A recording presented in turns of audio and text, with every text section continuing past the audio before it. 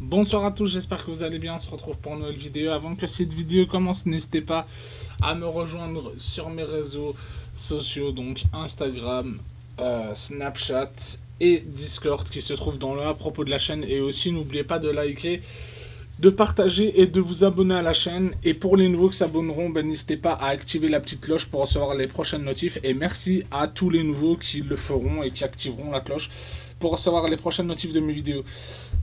Voilà, il y a quelques instants, le match entre Granada et le FC Barcelone s'est terminé. Match nul 1-1 du FC Barcelone.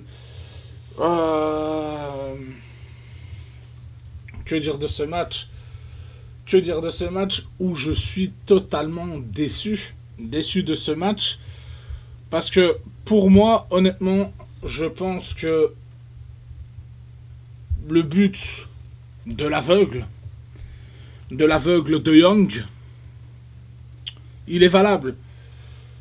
Moi, je pense pas que Gavi soit hors jeu ou quoi que ce soit et on annule ce but.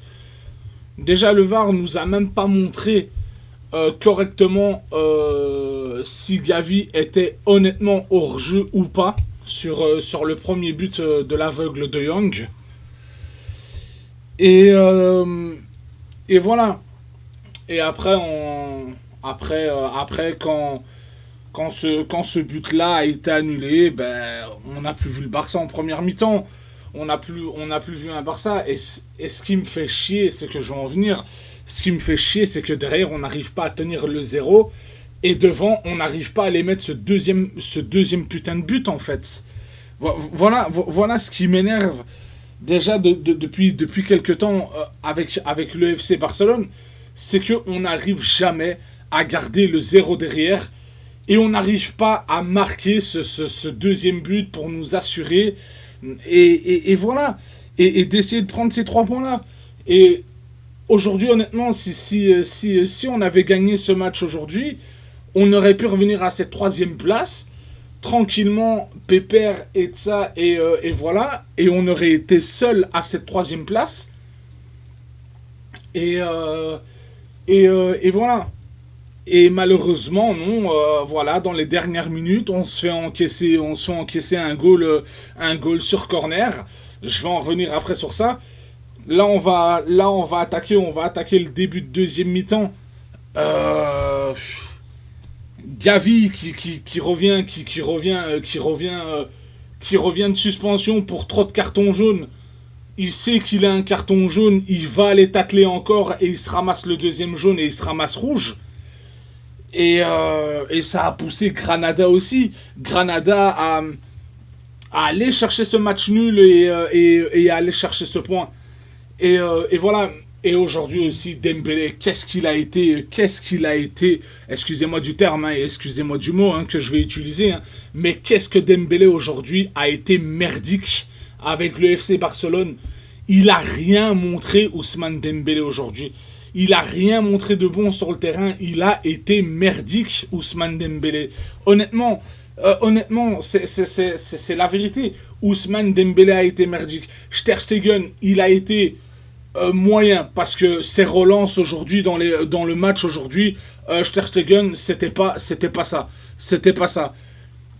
Et voilà. Et en deuxième mi-temps, on a l'aveugle De Jong qui met sa tête et qui marque le but grâce à une passe décisive de Dani Alves. Voilà. Et après, on s'est dit oui, le Barça va peut-être enchaîner, va peut-être pousser, va peut-être aller mettre ce deuxième but. Et non. Et non. Non, le Barça a laissé jouer Granada, a laissé venir, a fait beaucoup de fautes, et ainsi de suite. Et le goal sur le corner qu'on encaisse, tout simplement, c'est la faute de Piqué. Hein. C'est la faute de Piqué. Piqué qui tombe comme une merde par terre, qui se relève pas, et qui fait une erreur défensive. Parce que Piqué, sur le corner là, il aurait dû mieux défendre. On le touche à peine, ça y est, Piqué il tombe par terre, il se relève plus, et voilà, et on encaisse ce goal là. Alors c'est très bien, hein, Gérard Piquet. Tu nous montres combien tu gagnes par mois sur les réseaux sociaux et ainsi de suite et de ça. Mais je pense que le salaire que tu gagnes honnêtement à l'heure actuelle et depuis quelques temps, je pense que ton salaire il devrait être encore un peu plus diminué. Parce que vu comme tu joues comme une merde et que tu défends comme une merde ces derniers temps, excuse-moi, ton salaire que tu montes sur les réseaux sociaux et tout ça et ainsi de suite et tout, pour moi, il n'est pas mérité du tout. Il n'est pas mérité du tout ton salaire actuellement au FC Barcelone et avec les résultats que tu fais en défense et de ça. Donc voilà, c'est bien de faire son malin et de montrer oui, vous avez vu combien je gagne les gars, non, on s'en fout combien tu gagnes. Le principal c'est que tu joues, et que tu fasses des bons résultats avec le FC Barcelone. Et ça fait quelques semaines que tu fais de la merde, que tu n'arrives même plus à défendre et si et ça, et c'est bon, faut arrêter. Faut arrêter honnêtement. Honnêtement, c'est bien de faire son malin, de se dire ouais, regardez les gars, regardez mon salaire, combien je gagne au FC Barcelone. On s'en branle de combien tu gagnes au FC Barcelone. La vie de ma mère, on s'en branle. Moi, je veux des résultats. Je veux que tu sais défendre. Là, depuis quelques semaines, tu sais plus rien faire. Tu sais plus rien faire. C'est la vérité. Tu sais plus rien faire, tu sais plus défendre, tu sais plus rien faire. À part discuter avec les arbitres et te ramasser des cartons jaunes pour rouspétance, tu sais faire que ça pour l'instant actuellement. Donc, à un certain moment, faut arrêter, quoi. Faut arrêter de discuter avec les arbitres et de ça, et ainsi de suite et tout. Et voilà, quoi. Parce qu'à un certain moment, ça devient saoulant, quoi. Au lieu de discuter avec les arbitres et critiquer ci, ça, machin, bidule et tout, ben vas-y, joue mieux, défends mieux, et voilà. Et si t'es plus capable de ça, ben prends ta retraite alors, mec, je sais pas. Mais c'est bon, quoi. Honnêtement, c'est bon. Et aussi, attaquons le cas Ter Stegen aujourd'hui, ce soir. Ter Stegen, c'était quoi ces relances? On aurait dit un paye de 70 ans qui jouait sur le terrain aujourd'hui. Il arrivait même pas à shotter dans une balle, frère.